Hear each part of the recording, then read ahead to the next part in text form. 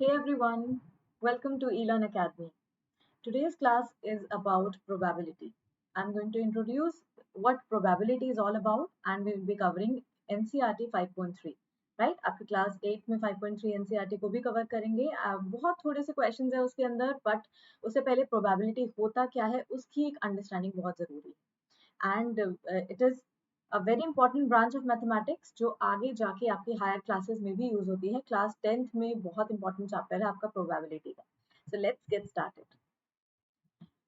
Probability basically क्या होता है प्रोबेबिलिटी का मतलब होता है पॉसिबिलिटी राइट पॉसिबिलिटी का मतलब क्या हुआ कोई भी इवेंट अगर मैं बोलूं इवेंट भी अभी बताती हूँ क्या होता है कोई भी इवेंट के हैपन होने के कितने चांसेस हैं उसको हम अगर अपनी लेमन टर्म्स में बोले तो that is what probability is all about ये एक मैथ्स की ऐसी ब्रांच है जो हमें ये बताती है कोई भी रैंडम इवेंट कितना कैसे अकर कर सकता है अब ये तो हुई इसकी डेफिनेशन ठीक है अब मैं आपको एग्जाम्पल के थ्रू बताती हूँ फॉर एग्जाम्पल अगर एक मैच हो रहा है between team A and B cricket match है right your favourite sport A और बी टीम्स के बीच में मैच हो रहा है एंड यू हैव मैच होने से पहले मैच स्टार्ट होने से पहले आप क्या दोनों के विन करने के chances are equally likely right आप ये तो नहीं कह सकते कि पक्के से क्योंकि यू आर नॉट सर्टेन कि हाँ बी टीम ही इज गोइंग टू विन या फिर A team is going to win you are not certain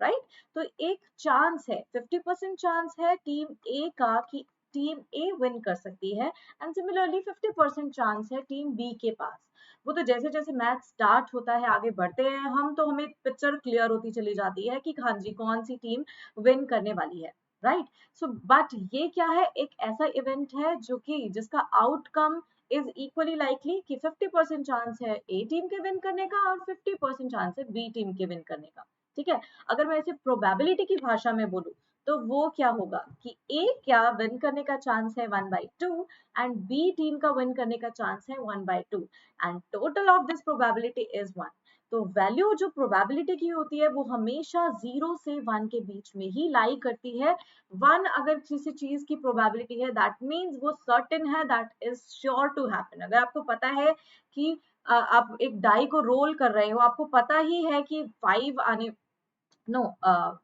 okay इसके मैं और सर्टेन इवेंट कैसे होता है वो भी मैं अभी आपको बताती हूँ ठीक है सो देर आर डिफरेंट इवेंट्स की कुछ इवेंट होते हैं इम्पॉसिबल इवेंट्स ठीक है कुछ है जिनका they are likely to happen for example कल रेन होने वाली है या नहीं होने वाली तो इसके भी क्या है 50-50% चांसेस है right 1/2 is what you will say कि हाँ it will rain and 1/2 is for it will not rain so it is you are not certain अगर आप प्रिडिक्ट भी करते हो तो आप सर्टेन नहीं हो सो प्रोबेबिलिटी में हम क्या डील करते हैं we deal with the occurrence of the random event अब रैंडम इवेंट क्या है फॉर एग्जांपल मेरे पास एक बैग है उसमें कुछ बॉल्स हैं red blue green and black colour की बॉल्स ठीक है let me write it so I have some balls in the bag जिसमें क्या क्या है वो red blue green and yellow ठीक है कुछ बॉल्स रेड है कुछ येलो कुछ ब्लू और कुछ ग्रीन ओके अब मुझे एक इवेंट अगर मैं उसमें से रैंडमली कोई भी बॉल पिक कर रही हूँ तो वो कोई भी हो सकती है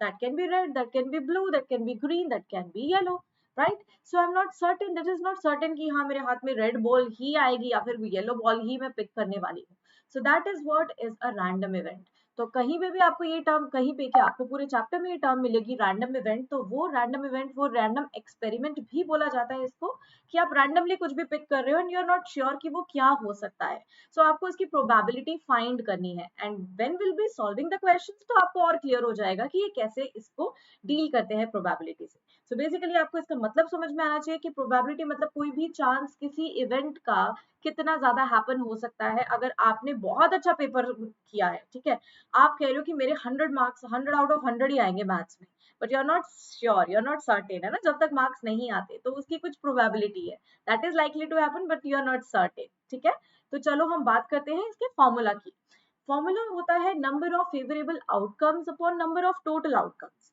ठीक है अगर मैं अपने पिछले एग्जांपल से ही देखूं red blue green and yellow let me से कि मेरे पास कुछ 2 रेड बॉल्स हैं 3 ब्लू बॉल्स हैं 4 ग्रीन है एंड 5 येलो ठीक है तो टोटल कितना हो गया 5 5 10 एंड 14 बॉल्स आर टोटल ठीक है टोटल जो नंबर ऑफ आउटकम्स है वो तो मेरे पास है 14, और अगर मैं रैंडम इवेंट में ले रही हूँ, पिक कर रही हूँ उस बैग में से, so out of this red, blue, green and yellow, I am going to select a blue ball. मुझे ब्लू बॉल के आने की प्रोबेबिलिटी निकालनी है कि ब्लू बॉल की आने की प्रोबेबिलिटी क्या है, that is going to be 3/14, right.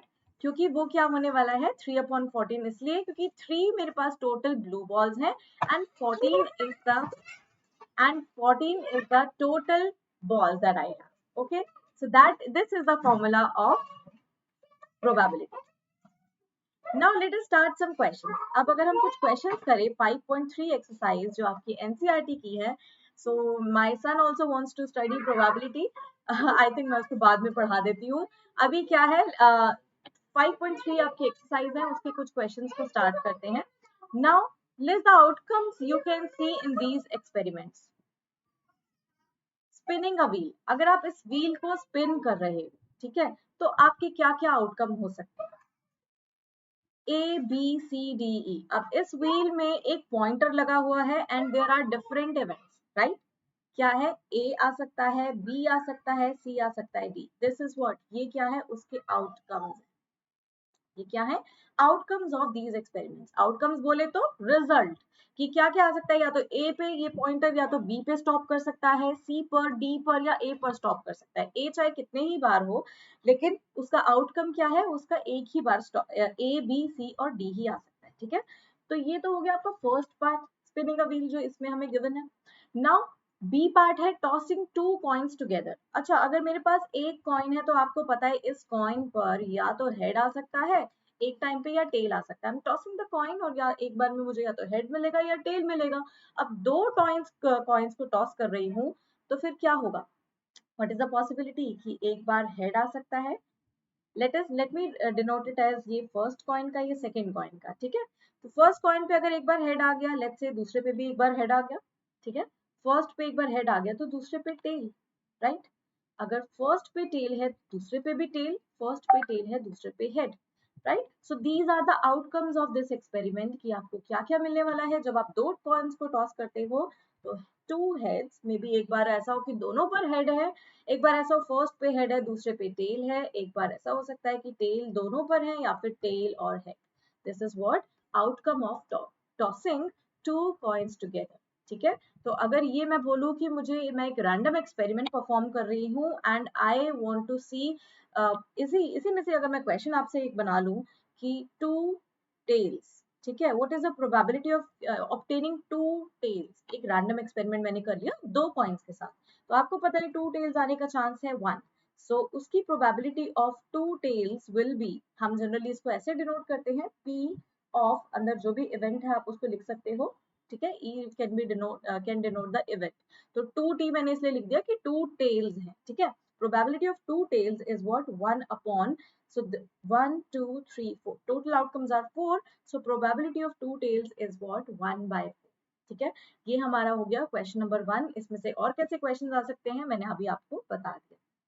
Now let us सी, अगर आप एक डाई को रोल कर रहे हैं तो क्या होता है, तो कौन कौन से, अगर आप डाई पे आपको पता है कौन कौन से नंबर्स हैं 1 2 3 4 5 and 6, so these are very simple questions, believe me.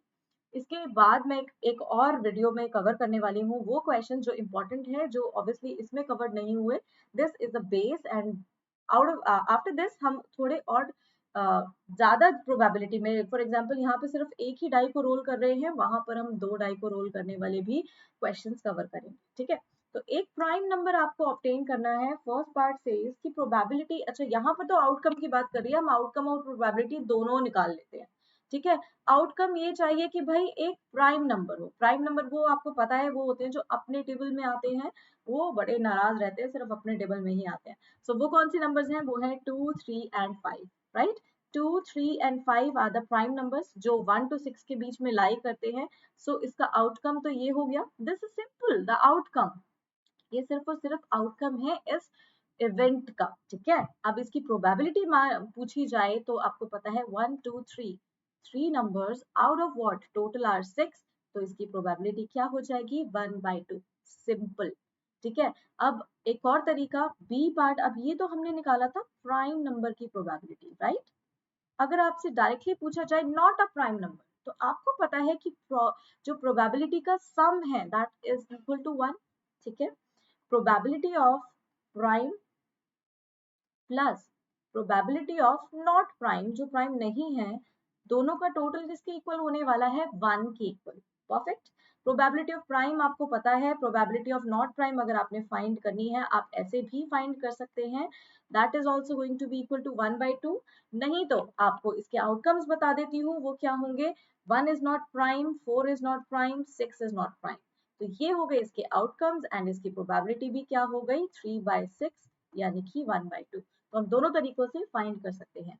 So probability of happening event अगर आपको पता है, तो probability of not happening that event आप उसको भी 1 से सब्ट्रैक्ट करके फाइंड कर सकते हैं, ठीक है। तो चलिए नेक्स्ट बात करते हैं हम किसकी, probability greater than the number 5। Greater than the number 5 that means only 6 is there, right. उसका आउटकम क्या होगा, सिर्फ 6 होगा और उसकी प्रोबेबिलिटी होगी 1/6, ठीक है, क्योंकि 6 नंबर एक ही है, आउट ऑफ टोटल 6 आपको ये इसकी प्रोबेबिलिटी मिल जाएगी। B part, number not greater than 5, तो यानी कि नंबर्स कौन से हुए, 1 2 3 एंड 4। नॉट ग्रेटर देन 5 है, अगर इक्वल टू की बात की जाती तो हम 5 भी ले लेते, अगर ऐसा होता नॉट ग्रेटर देन तो sorry less than and equal to 5 होता तो हम 5 भी ले लेते, बट नॉट ग्रेटर देन 5 है। एंड यहाँ पर इसका आउटकम्स तो ये हो गए, प्रोबेबिलिटी हो गई 4/6, जिसे आप और सिंप्लीफाई करके 2/3 लिख सकते हैं। So this is what the probability of these questions, ठीक है। Sorry, number not greater than 5 note में 5 भी आप ले सकते हैं, ठीक है। Alright, so now let's move on to another question, question number 3, a probability of pointer stopping on D in question number A। जो हमने फर्स्ट वाले में D पर हमारा पॉइंटर स्टॉप करे, ठीक है, तो 1 2 3 4 5 टोटल इवेंट्स कितने हैं यहाँ पर 5, एंड D पर स्टॉप करने के लिए चांस कितना है, ओनली 1। तो फेवरेबल आउटकम है इसके लिए 1, तो इसकी प्रोबेबिलिटी हो जाएगी 1/5, ठीक है। Probability stopping on D. Now there is another question, B part है, probability of getting an ace from a well shuffled deck of 52 playing cards। अच्छा, प्लेइंग कार्ड्स के ऊपर मैं एक और आपका जो है कवर कर लूंगी, बिकॉज ये बड़े डिटेल में डेप्थ में होते हैं, इनके क्वेश्चंस आते हैं। सो बेसिकली आपके पास 52 प्लेइंग कार्ड्स होते हैं जिसमें अलग अलग सेट होते हैं, राइट। 13 13 13 13 के अलग अलग सेट्स होते हैं, तो उन हर सेट में, राइट, 13 13 के अलग अलग होते हैं सेट। हर सेट में एक एस होता है सबके पास, राइट, चाहे वो डायमंड हो, चाहे वो क्लब हो, चाहे वो स्पेड हो, सब में एक एक एस होता है। एस बोले तो 1, ठीक है, एक का जो आप बोलते हैं। तो हर किसी में एस आने का चांस कितने हैं, टोटल एस 4। तो इसकी प्रोबेबिलिटी क्या हो जाएगी, probability of drawing N S will be 4/52, right. जिसको आप सिंप्लीफाई कर लोगे तो क्या हो जाएगा, 1/13। तो ये हो जाएगी probability of getting an ace from a well shuffled deck of 52 playing cards, alright। Now let us find the probability of getting a red apple। इसमें से red apple तो 1 2 3 4 5 6 7 है टोटल हमारे पास आउटकम्स, उसमें से red apple के लिए 1 2 3 and 4। So 4/7 is the probability of getting a red apple। अगर यहाँ से आपको green apple की निकालनी हो तो आप 1 minus 4/7 भी कर सकते हैं, that will be 3/7, ठीक है। Now the I think ये last question है आपका, fourth question, okay। So number 1 to 10 are written on 10 separate slips, ठीक है। अलग अलग स्लिप्स हैं जिसके ऊपर नंबर 1 से लेकर 10 रिटन है। केप्ट इन अ बॉक्स, एक बॉक्स में रख दिया और उसको अच्छे से मिक्स कर दिया गया, और रैंडमली आप कोई भी स्लिप निकाल रहे हैं, जैसे आप तंबोला में रैंडम नंबर्स बोलते हैं, ठीक है। What is the probability of getting a number 6 number आ जाए उसकी प्रोबेबिलिटी क्या होगी। अब 1 to 10 में से सिर्फ आपके पास एक ही स्लिप्स का बॉक्स है, नंबर 6 तो एक ही बार आ सकता है, राइट। तो इसकी प्रोबेबिलिटी क्या हो जाएगी, it will be 1/10, because 10 are the total numbers and 1/10 इसकी प्रोबेबिलिटी हो जाएगी, ठीक है। Now number getting a number less than 6 number कौन से हो गए, 1 2 3 4 एंड 5। लेस देन 6 में हम 6 नहीं लेंगे ना, तो ये हो गई प्रोबेबिलिटी 1 2 3 4 5/10, यानी कि 1/2 इसकी प्रोबेबिलिटी हो गई पार्ट नंबर सेकंड के लिए, alright. Now let us see part number 3, getting a number greater than 6। अब नंबर ग्रेटर देन 6 चाहिए। अगर greater than and equal to 6 होता तो आप 6 लेते, बट ग्रेटर देन 6 है तो आप करेंगे 7, 8, 9 and 10। So there are total 4 numbers इसकी आउट ऑफ 10, राइट। प्रोबेबिलिटी का फॉर्मूला यही होता है, number of favourable outcomes upon total outcomes. तो यहाँ पर प्रोबेबिलिटी हो गई इसकी 2/5, राइट। फोर्थ पार्ट देखें तो गेटिंग अ 1 डिजिट नंबर। अब 1 to 10 में 1 डिजिट नंबर तो सारे ही हैं एक्सेप्ट 10, ठीक है। अगर आपको गेटिंग अ 2 डिजिट नंबर बोला जाता तो वो हो जाता, पहले 1 डिजिट नंबर का निकाल लेते हैं, वो हो जाएगा 9/10, क्योंकि 1 से लेकर 9 तक सारे 1 डिजिट नंबर है, ठीक है। और 2 डिजिट नंबर की प्रोबेबिलिटी बोला जाता तो वो क्या हो जाती, 1/10, दैट विल बी प्रोबेबिलिटी, ठीक है। मैं पूरा प्रॉपर नहीं लिख रही हूँ, but you have to write it properly कि प्रोबेबिलिटी ब्रैकेट्स में ऑफ जो भी इवेंट आपसे पूछा जा रहा है that is going to be the answer. Okay, now yes, this is I think the last question of this exercise. If you have a spinning wheel with 3 green sectors, एक spinning wheel इस तरीके से है कि उसमें 3 sectors green है, sorry centre में होना चाहिए बेसिकली। 3 sectors ऐसे हैं जो green है, 1 ब्लू सेक्टर है एंड 1 रेड सेक्टर है। ओके, ठीक से मैंने नहीं इसको किया है, इतना बड़ा रेड सेक्टर हो गया, ग्रीन छोटे छोटे बन गए। डोंट वरी, आपको क्लियर हो गया कि 3 ग्रीन सेक्टर्स हैं, एक ब्लू है और एक रेड है। What is the probability of getting a green sector? अब टोटल कितने हो गए मेरे पास, 3 4 5 are the what total sectors, ठीक है। टोटल सेक्टर्स मेरे पास हो गए 5 and I have to find the probability of a green sector. तो ग्रीन सेक्टर की प्रोबेबिलिटी क्या हो जाएगी, that will be 3 by, because green कितने हैं, 3 out of total is 5, this is the probability of a green sector.